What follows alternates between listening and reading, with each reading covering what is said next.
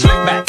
No, slick back. That's what I said. Slick back. No, nigga, I'm a pimp named Slick back. Pimp named Slick back. Pimp named Slick back. Nigga, are you deaf? I'm a pimp named Slick. Yang dimaksud dengan ius constitutum adalah hukum yang berlaku pada saat ini atau hukum yang berlaku di masa sekarang yang ditujukan untuk masyarakat di suatu wilayah atau daerah tertentu. Ius constitutum berlaku bukan hanya di wilayah atau daerah tertentu saja, tetapi berlaku di waktu tertentu juga.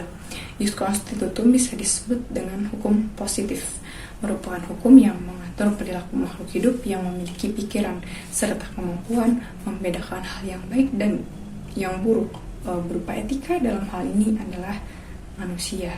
Ius constitutum atau hukum positif jika dikaitkan dengan etika pasti hubungannya dengan moral. Bahwasannya ius constitutum sangat berkaitan erat dengan yang namanya moral dan norma-norma yang berlaku di masyarakat. Seiring berjalannya waktu, hukum positif atau ius constitutum akan perlahan digantikan dengan hukum yang dicita-citakan atau ius constituendum berdasarkan waktu dan keadaan. Nah, hukum itu adalah hasil perkembangan sejarah yang memang senantiasa mengalami perubahan dan perkembangan. Apa yang dicita-citakan akan terwujud menjadi kenyataan pada waktunya, sementara hukum yang berlaku pada saat ini perlahan akan mulai memudar dan digantikan dengan hukum yang baru karena dianggap sudah tidak cocok lagi dengan keadaan gitu. Hal ini berarti apabila ius constitutum atau hukum positif memiliki kekuatan hukum, maka ius constituendum mempunyai nilai sejarah. Dalam hal ini adalah cita-cita hukum yang terwujud. Bisa dikatakan ius constitutum pernah menjadi ius constituendum atau hukum yang dicita-citakan. Nah, ius constituendum ini apabila sudah tercapai dan menjadi hukum yang baru akan kembali menjadi ius constitutum atau hukum yang berlaku saat ini. Selanjutnya adapun contoh-contoh ius constitutum, ada undang-undang dasar, ada undang-undang, ada peraturan pemerintah, KUHP, KUH Perdata, dan banyak lagi. Yang mana ius constitutum berlakunya tidak hanya di suatu negara, tetapi berlaku di suatu tempat, misalnya seperti lingkup perkantoran, lingkup pertemanan, lingkup adat, dan sebagainya. Bisa kita lihat beberapa contoh yang berada di Indonesia seperti hukum adat, hukum Islam, hukum internasional. Nah, hukum positif atau ius constitutum ini adalah hukum yang berlaku di Indonesia saat ini. Contohnya, misalnya ada persoalan tentang perdata, itu diaturnya dan dicantumkan di dalam KUH Perdata. Kemudian ada persoalan tentang pidana, itu juga dicantumkan di KUH Pidana. Maka bisa disimpulkan bahwasannya ius constitutum atau hukum positif ini adalah hukum yang ditetapkan oleh manusia atau pihak-pihak yang berwenang untuk masyarakat tertentu dan dalam wilayah tertentu. Perkenalkan, nama saya Salsabila Suwandi Putri dengan NPM 23-1172. Di sini saya akan melanjutkan presentasi yang telah Ayu presentasikan. Kalau tadi ius constitutum, sekarang saya akan jelaskan ius constituendum. Pasti banyak yang ketukar kan? Di sini aku bakal jelasin ius constituendum ya. Ius constituendum adalah hukum yang dicita-citakan dalam pergaulan hidup negara, tetapi belum dibentuk menjadi undang-undang ataupun ketentuan lain.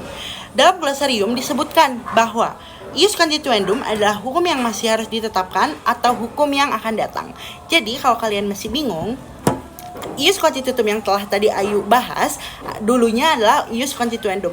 Karena ius constituendum adalah sesuatu yang masih dicita-citakan dan akhirnya menjadi ius constitutum. Bingung gak sih apa sih contoh dari ius constituendum? Kan kalau ius constitutum tuh ada UUD, ada undang-undang daerah, ada perda maksud saya. Nah, di sini saya akan jelasin contoh dari ius constituendum, yaitu rancangan undang-undang yang belum disahkan oleh DPR RI. Setelah RUU disahkan, maka statusnya berubah menjadi ius constitutum yang tadi udah aku jelasin ya. Apa sih perbedaan ius constitutum dan ius constituendum? Sebelum aku bahas yuk, kalian pasti tahu setelah dari pengertian yang Ayu dan aku bahas tadi. Jadi, perbedaan dari ius constitutum dan ius constituendum adalah diletakkan pada faktor waktu, yaitu masa kini dan masa mendatang. Dalam hal ini, hukum diartikan sebagai tata hukum yang diidentikan dengan istilah hukum positif. Kecenderungan pengertian tersebut sangat kuat oleh karena kalangan tertentu berpendapat bahwa setelah diundangkan, maka ius constituendum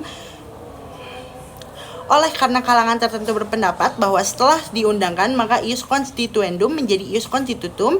Dengan demikian, ius constitutum kini pada masa lampau merupakan ius constituendum.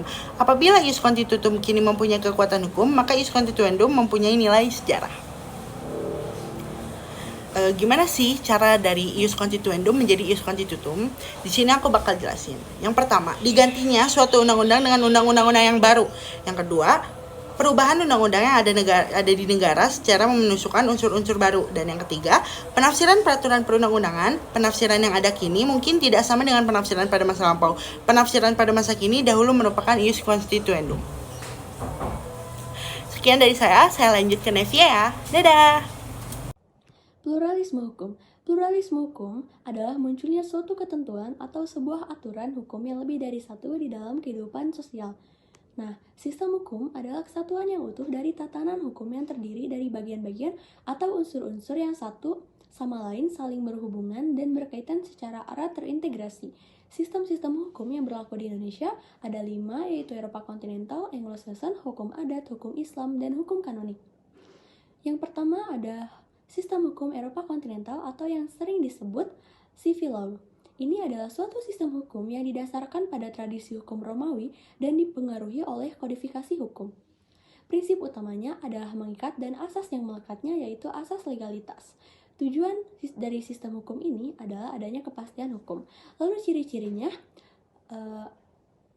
tertulis dan terkodifikasi, hukum memperoleh kekuatan mengikat, hakim menjadi trompet undang-undang, dan adanya penggabungan hukum antara hukum private dan hukum publik. Asas-asas lain asas legalitas di dalam hukum Eropa kontinental ini ada asas tertulis dan asas konkordansi. Lalu produk-produk hukum yang dihasilkan diantaranya ada kode sipil, kode penal, kode hukum dagang, dan perundang-undangan. Yang kedua ada sistem hukum Anglo-Saxon atau yang sering disebut common law. Ini adalah suatu sistem hukum yang menjadi salah satu dari dua sistem hukum utama yang mendominasi di dunia selain civil law. Nah, ini banyak ditemukan di negara berbahasa Inggris seperti Amerika, Kanada, Inggris, dan Australia. Ciri-cirinya yaitu sistem pelaksanaan peradilan memakai juri, hakim terlalu diberi kekuasaan penuh, tidak ada jaminan kepastian hukum, lebih cepat menyesuaikan perkembangan zaman, hakim dapat menetapkan putusan baru berdasarkan nilai-nilai keadilan, kebenaran, dan akal sehat, serta hakim mempunyai wewenang yang luas untuk menafsirkan peraturan-peraturan perundang-undangan. Nah, asas-asas yang terdapat di dalam sistem hukum Anglo-Saxon ada preseden hukum, asas kehakiman independen, dan asas tak bersalah. Produk-produk yang dihasilkan yaitu hukum preseden atau preseden hukum, hukum perdata, hukum pidana, hukum bisnis dan dagang, HAM, hukum peraturan pemerintah, dan hukum tertulis.